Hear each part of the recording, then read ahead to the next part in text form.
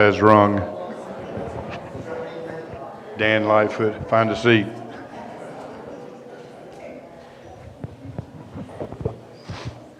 Good morning. Just to pick up very good.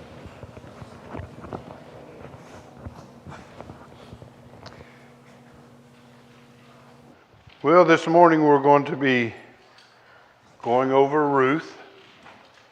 Some of this will be looking back what we studied last week, but then there's a lot of it that's going to be new this morning. Good to have everyone out this morning. Another nice day. Got a little rain last night, so give you how blessed we are. You know, Carlos from Lawton, Oklahoma. A couple pictures on Facebook yesterday. They had rivers flowing through Lawton, Oklahoma, flooding. Kent Markham had a couple pictures on Facebook this morning. He lives south and west of Lawton. They've only had 8 inches of rain in the last week and a half. And he's got a pond out in front of his house, and it was out of its banks. And the creeks out by his house were running out of their banks. So we can feel blessed. We've got rain, but not like that. Let's all bow for a word of prayer. Heavenly Father, we're thankful for the day that we can come and study from your word and worship together and praise your name. Thank you for the many blessings that you give us in our lives. And we're thankful for the rain that helps replenish the beauty of your creation. Be with us as we go through this study and guide us and direct us. In Christ's name, amen. Yeah, if you want to be turning to Ruth, go ahead and turn over to Ruth. That's where we're still going to be. Talking about Ruth. Anybody know what Ruth's name in Hebrew is, or what it means?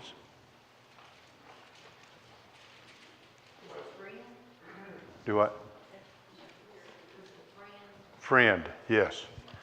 Ruth means a friend. And you know, as we looked last week with talking about Naomi and Ruth, how she had a name that fit what she was like, because she was a friend to Naomi. So who was, and like I say, some of this will be review, so I expect everybody to answer these. Who is Ruth's husband? Who was Ruth's husband? First one or second? The first one.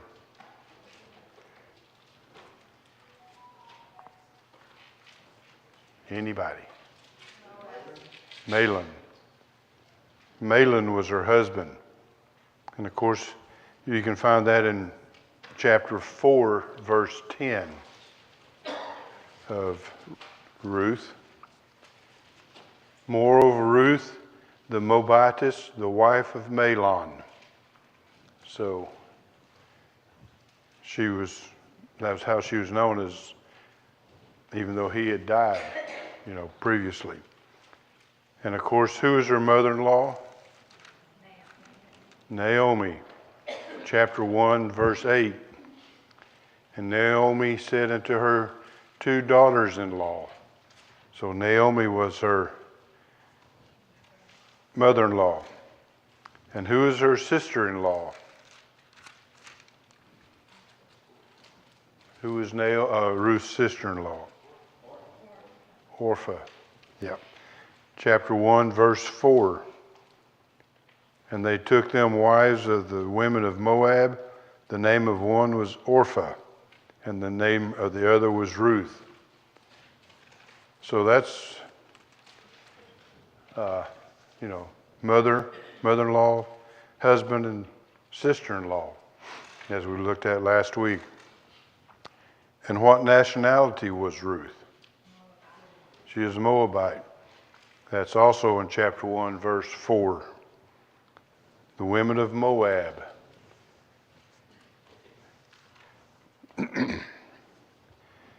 What was Ruth's sad experience?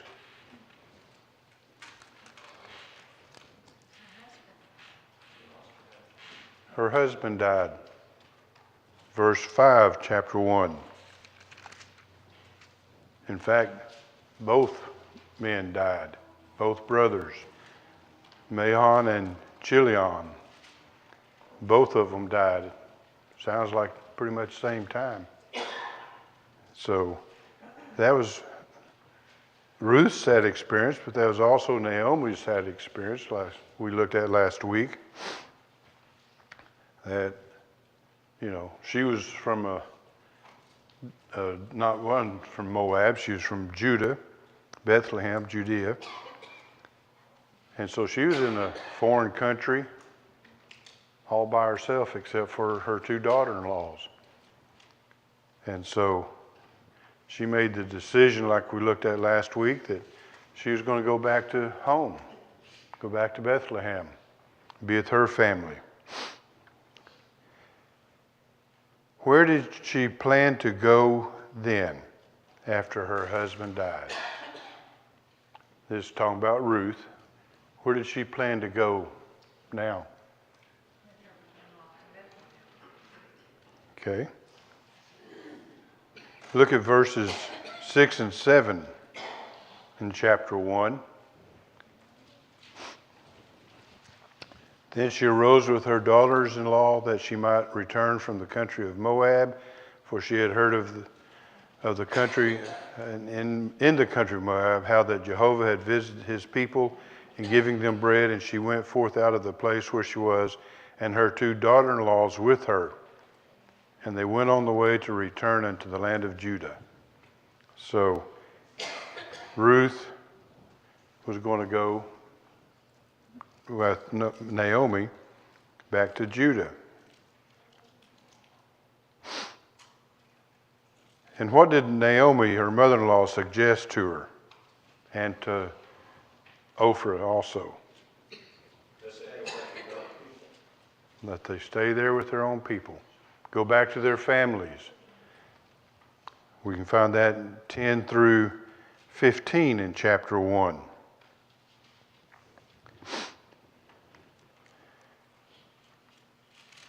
And they said unto her, Nay, but we will return with thee unto thy people. And Naomi said, Turn again, my daughters.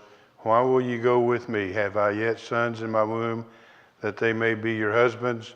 Turn again, my daughters, go your way, for I am too old to have a husband.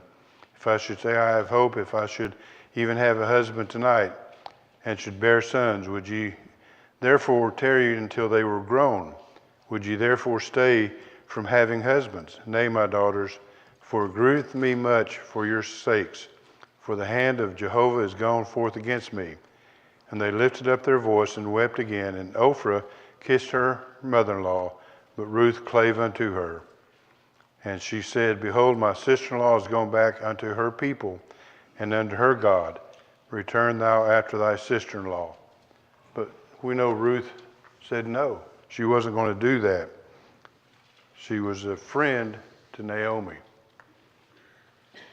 She was a daughter-in-law, but she was like a daughter, like her own daughter, because she stuck by her mother-in-law. And she said, Nope, I'm going to go with you. And I just answered the next question. What was her reply? No, I'm going to go with you. I'm going to stay with you. Where you go, live where you live. Yep. Your people will be my people. Your God will be my God. Yep. Verses 16 and 17. And where you fill that on out, not only did she say, your people be my people and your God my God, but where you die, I'm going to die. I'm going to stay regardless, no matter what. To where and when did she come with Naomi? Okay. And when?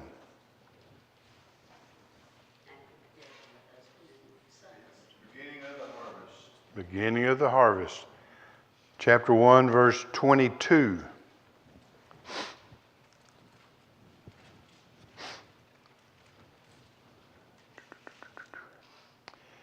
So Naomi returned, and Ruth the Moabitess, her daughter-in-law, with her, who returned out of the country of Moab, and they came to Bethlehem in the beginning of barley harvest. So it was in the time of barley harvest that they went back to Bethlehem, Judea. And when that is, probably, I'm assuming, like when we harvest crops, they're planted, grow during the summer, and they harvest them in the fall. And so that's probably what they did back then also. The growing season was over, and they were starting to harvest their crops. What suggestion did she make to her mother-in-law? What suggestion did Ruth make to Naomi? She asked her to let her go into the field and pick up what was left after the harvest was done. Okay. Chapter 2, verse 2.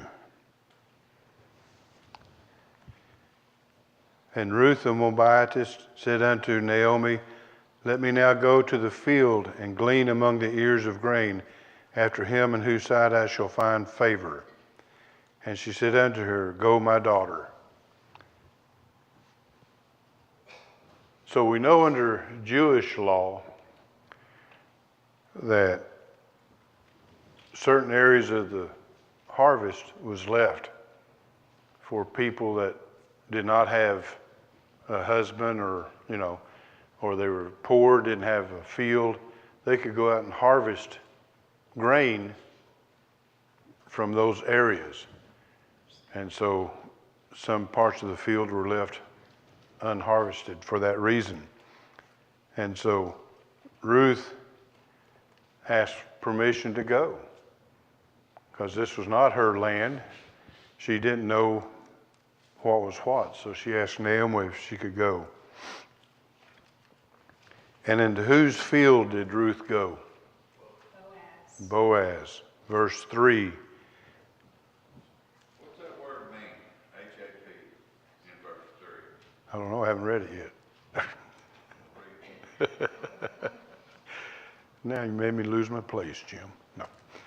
And she went and came and gleaned in the field after the reapers.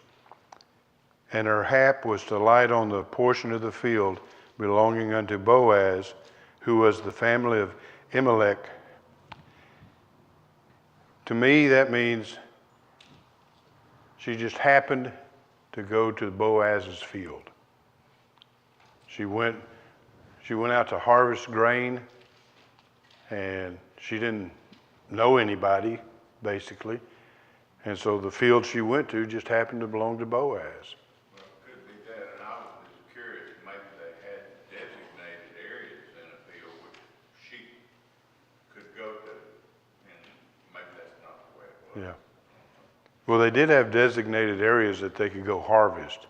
Like sometimes I think I've read somewhere that like in a corner of the field, they would leave that portion in the corners, and so people could go in. Otherwise, they'd be out there trampling down other grain, and they couldn't be harvested.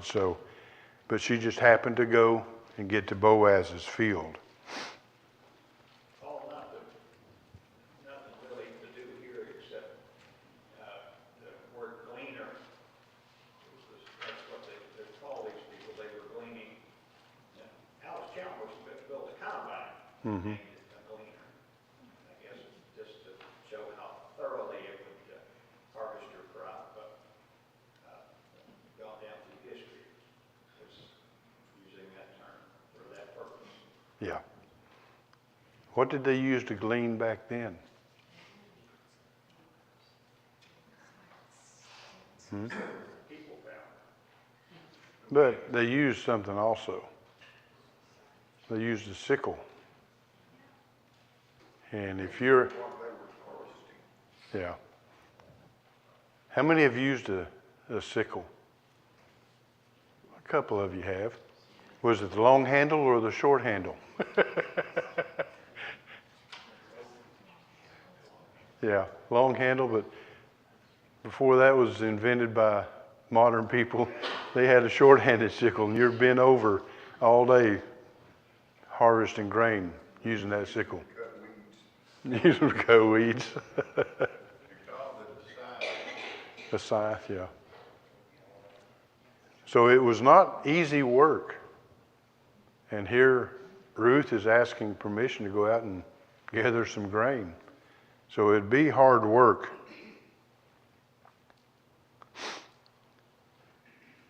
What instructions did Boaz give his men? What instructions did Boaz give his men? Leave a little extra. Okay, leave a little extra. Not to bother her. Not to bother her. Yeah, let's look at chapter 2, verses 15 and 16.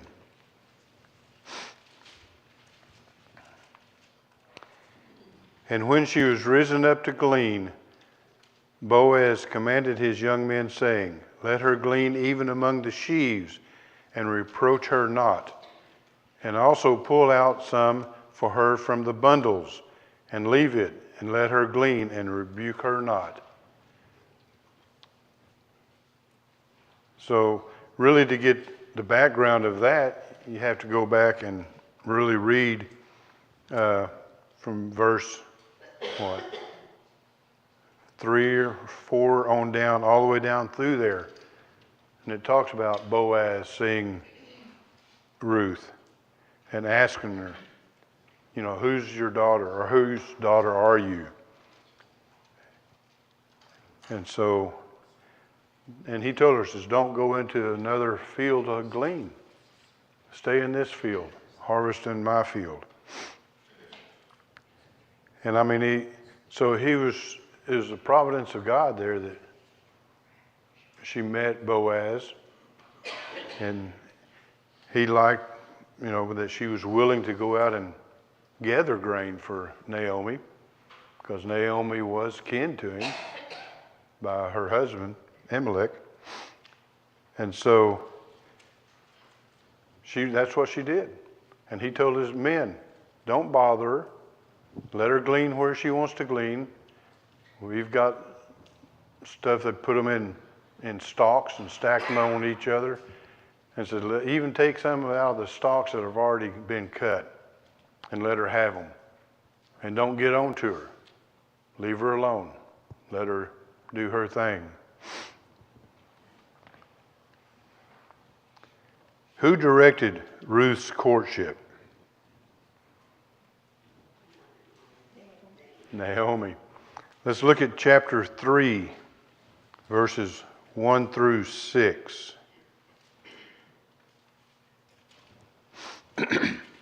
And Naomi, her mother-in-law, said unto her, My daughter, shall I not seek rest for thee, that it may be well with thee? And now is not Moab our kinsman, with whose maidens thou wast?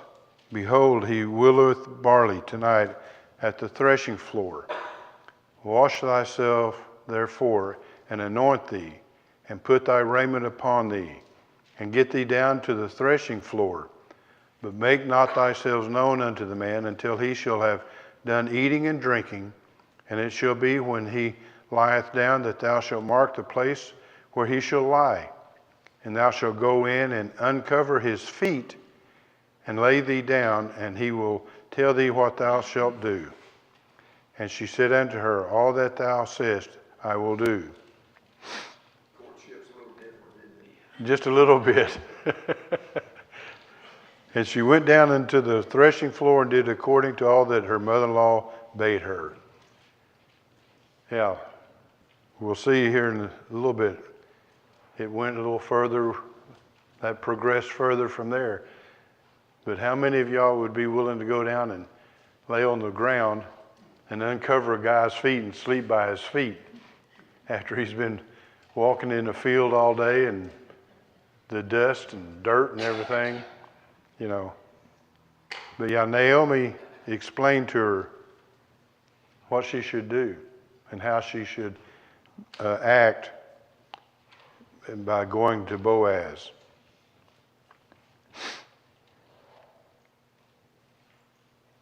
So let's describe her courtship, verses 8 through 18 in chapter 3.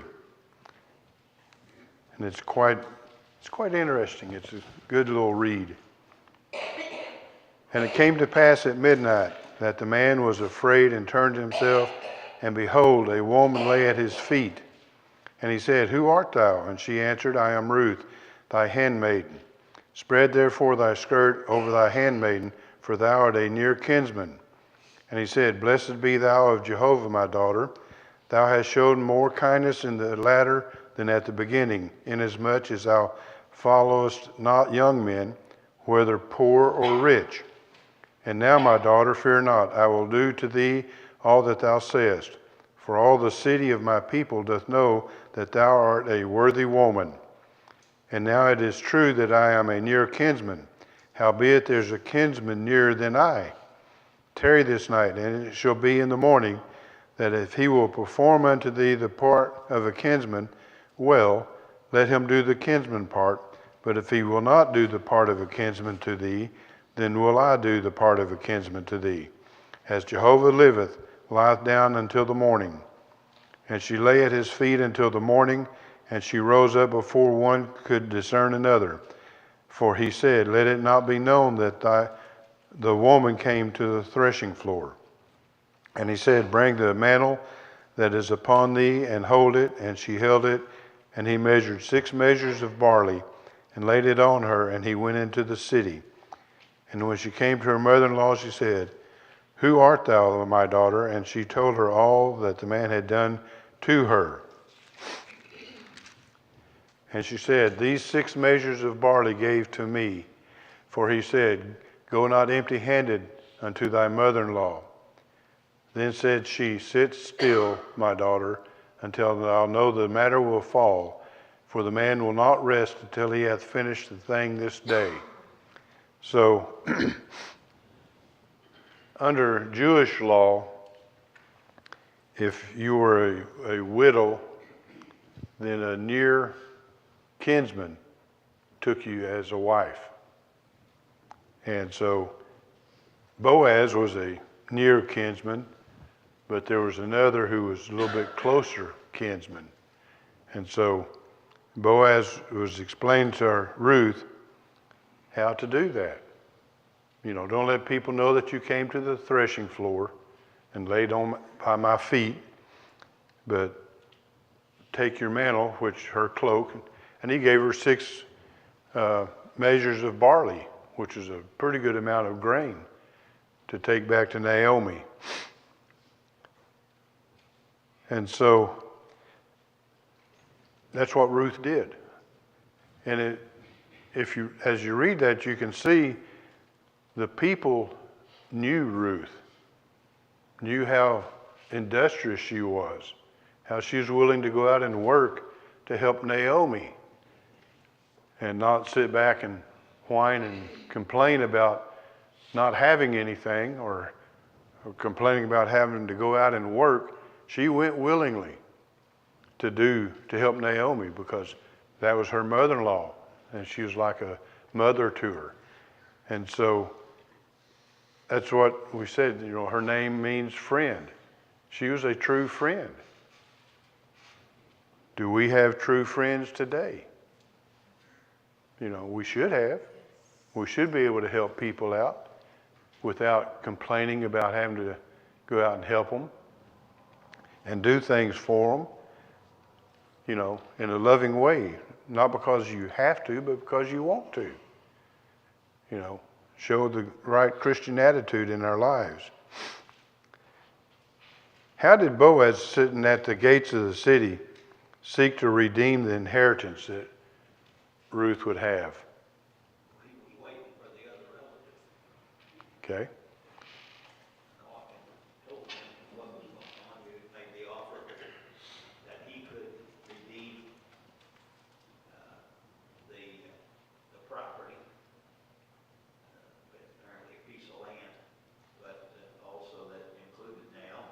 Mm-hmm. He, seems like at first, he was all for redeeming the property. Then when he learned that Naomi was a part of that, or not Naomi, but Ruth was a part of that, then he said he couldn't because it would interfere with apparently his other inheritance.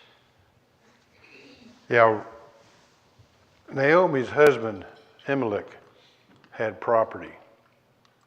And so Naomi would inherit that property since he was dead. Well, Ruth would, being the daughter-in-law, would also be part of that inheritance. And so if we look at chapter 4, 1 through 5,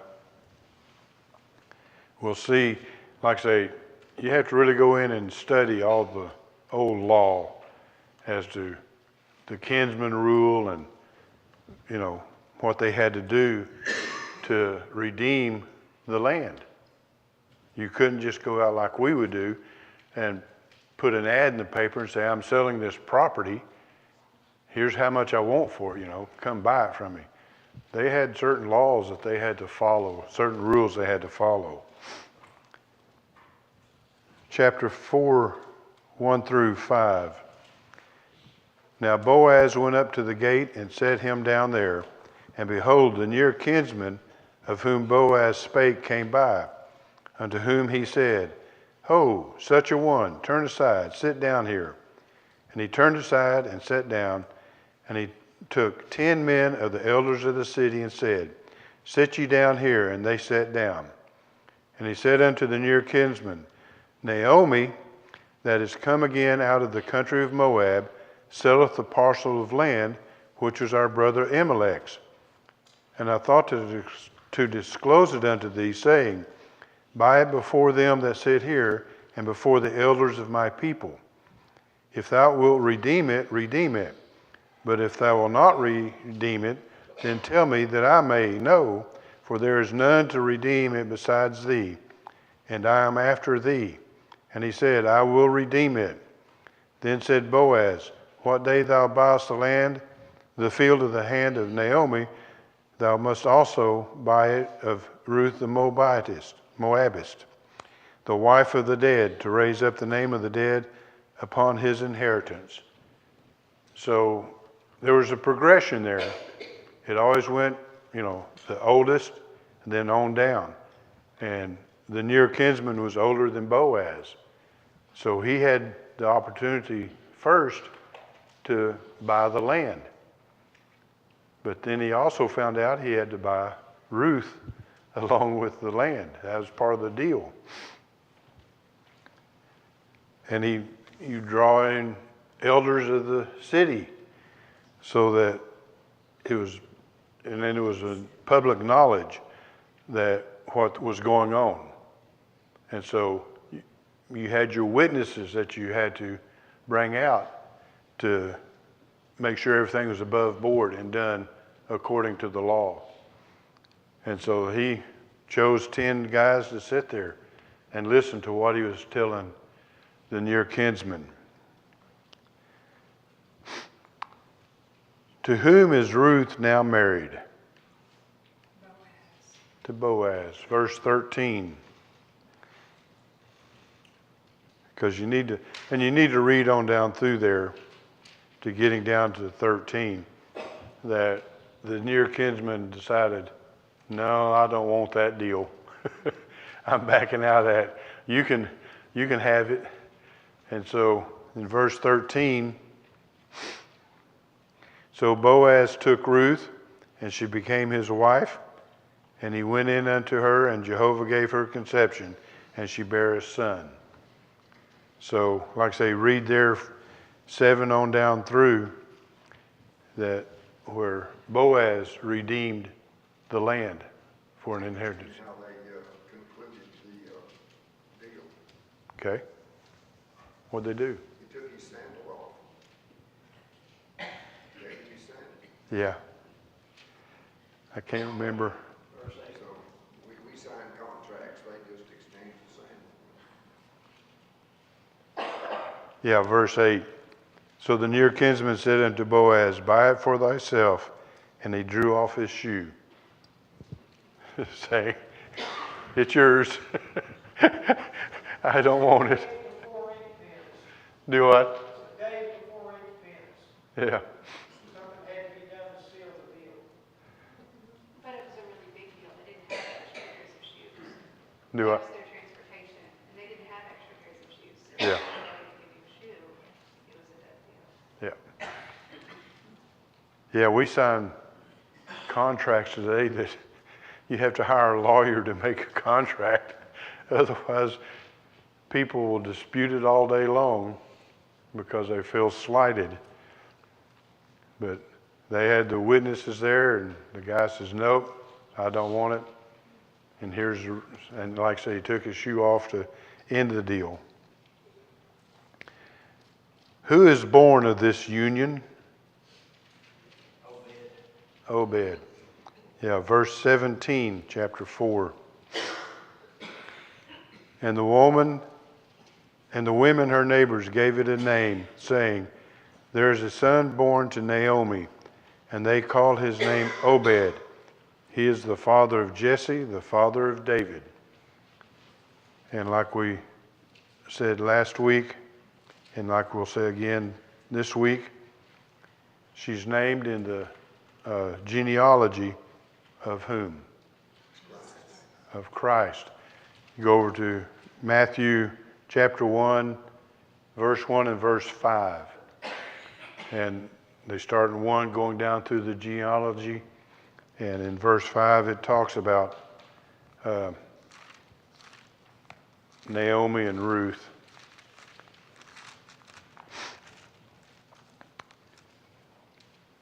And Salmon begat Boaz of Ruth, of Rahab.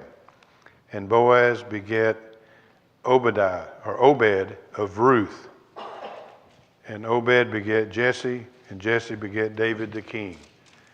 So Ruth is mentioned there because she bore Obed. So she's listed there in the line of Jesus.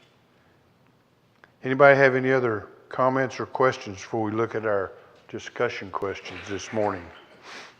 I just think it's kind of interesting that when you're looking at genealogy of it, the Moabs came from Lot's line, so Lot did have one of the tribes too. Yeah. How long was Ruth and Boaz married? Do what now? How long was they married to each other? Because they only had one son. I don't think it ever says how long they were married. So I don't know. Yeah, I don't know of any, just trying to think, I don't know of any place that says, how long they were married.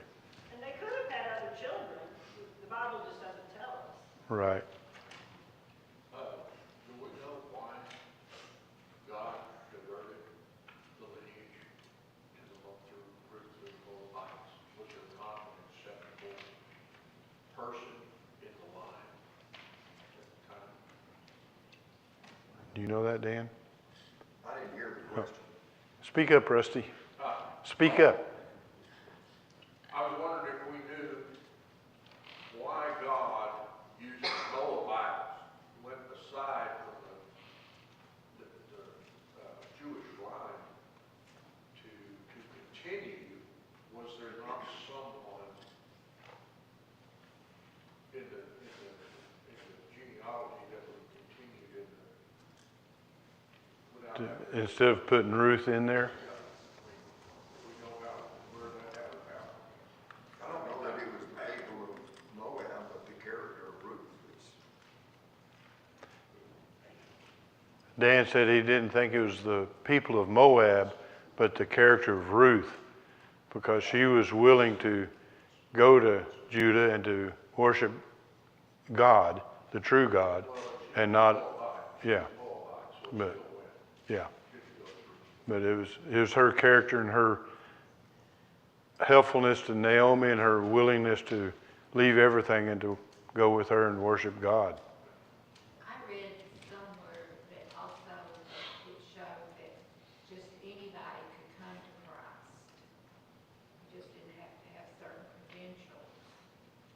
I don't know if that's right. Yeah, everybody in the world is welcome to come to Christ, yeah. You could see that just anybody could. Yeah. The internet says that Boaz was 80 and Ruth was 40 when they married, and that their marriage did not remain childless, though Boaz died the day after his wedding.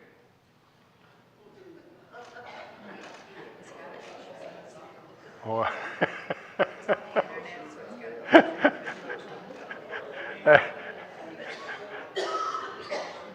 fast acting. Yeah, I don't. You can always read anything you want on the internet. The age difference, Yeah. age difference is in Ruth chapter 6, verse 2. Ruth chapter 6. There's no Ruth 6. Ruth, it says here, Ruth 6, verse 2. There's only 4 chapters in Ruth. There's no 6 in there, so I'm not sure the other part's true either. Yeah, I'm looking at it, and I only see 4 chapters in Ruth.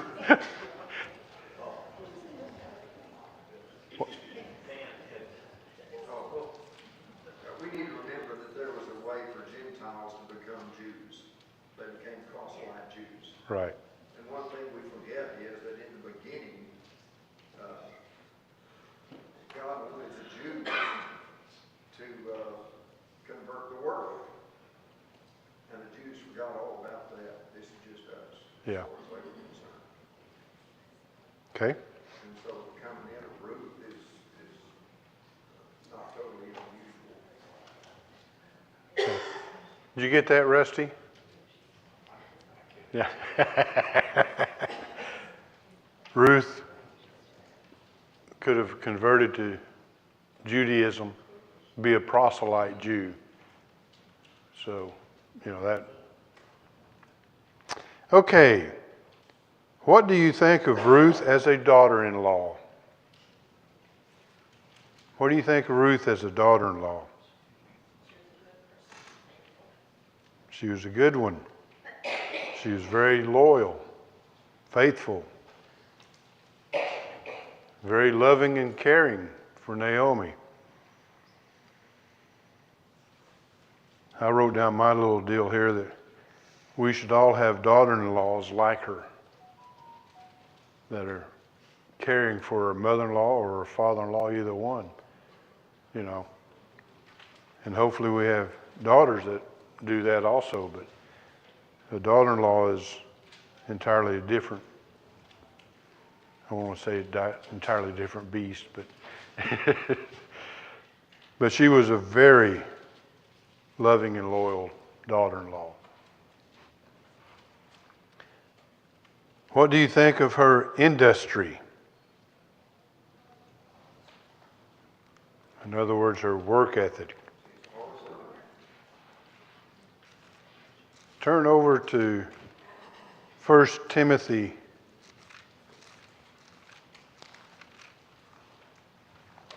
1 Timothy chapter 5, verse 13.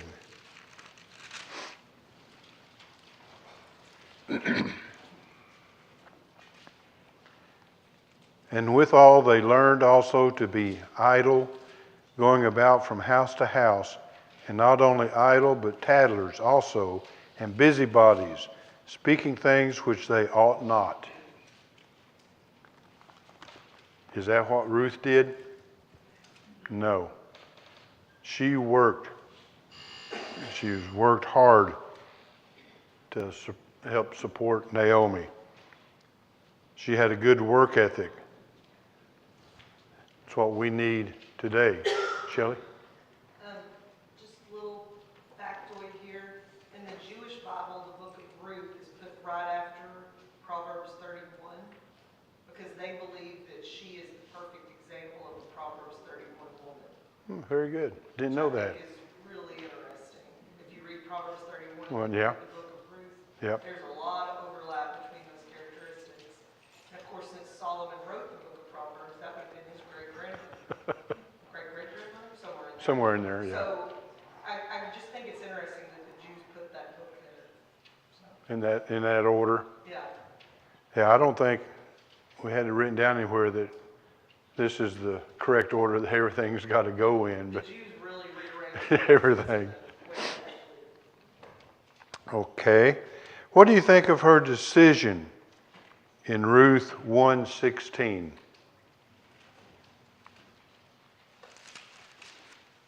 What do you think of her decision in 1:16? She loved Naomi. She was, And she wasn't going to be talked out of what she made her mind up to do. yeah. Read it, because like we read last week and talked about it, that is a saying that for years is used in wedding ceremonies. You know, as you pledge your love to your spouse, you agree, I'll go with you no matter what. I'm with you through thick and thin. You know, we'll worship, we'll go to church together. So she loved Naomi. It's quite obvious that she really cared for Naomi. And I think she made the right choice, the right decision to do what she did. Because if not, she wouldn't have been in the line of Christ as she is. Okay, next week, we're going to talk about Hannah.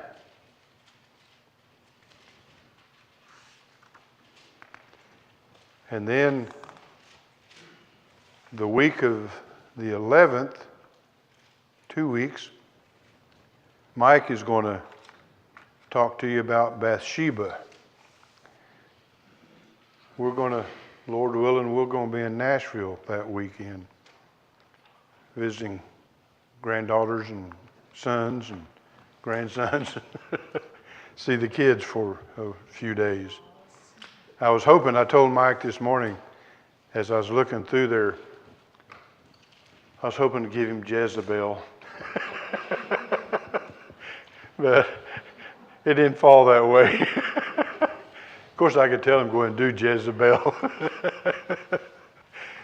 Okay, that's it this morning. Thank you a lot. Appreciate it.